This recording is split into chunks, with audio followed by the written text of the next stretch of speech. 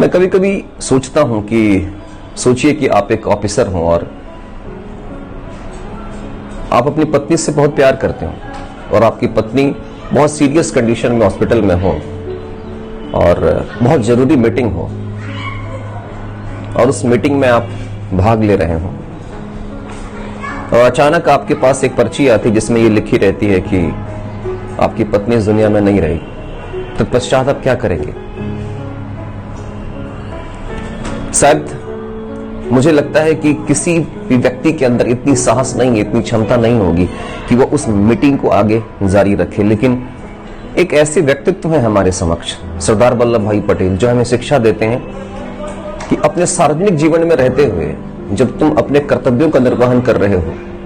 तो उस वक्त तुम्हें कई बार अपने व्यक्तिगत हितों को, व्यक्तिगत भावनाओं को दरकिनार करना पड़ता है और जो समाज के जो मूल्य हैं, समाज के जो महत्तम मूल्य हैं, उस महत्तम मूल्य की स्थापना करनी पड़ती है। वाकया उस समय का है जब सरदार वल्लभ भाई पटेल की पत्नी बड़ी गंभीर रूप से बीमार थी और उसके बावजूद भी सरदार वल्लभ भाई पटेल एक बहुत महत्वपूर्ण मामले में कोर्ट में जिरह कर रहे थे और जिरह करते करते उनकी पत्नी के देहांत की सूचना मिलती है, परंतु उस व्यक्ति के चेहरे पर सेकंड तक नहीं और वो व्यक्ति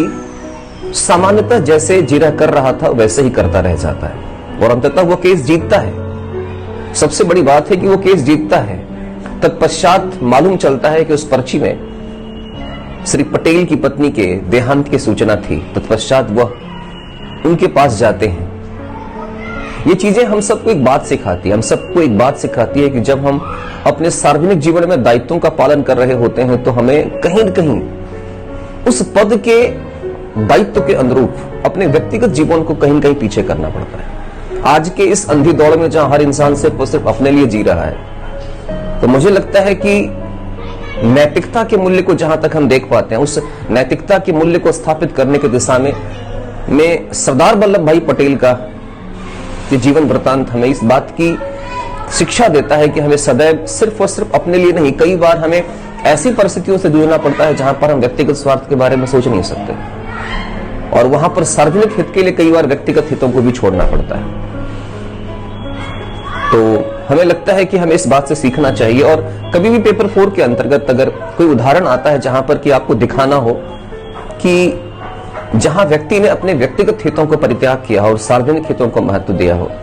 नैतिक मूल्यों को महत्व दिया हो और नैतिकता की स्थापना में व्यक्तिगत स्वार्थ से ऊपर उठकर निर्णय लिया हो, तो मुझे लगता है इससे बेहतर और कुछ भी नहीं हो सकता। सीखते हैं हम सब और सीखना चाहिए पटेल साहब से,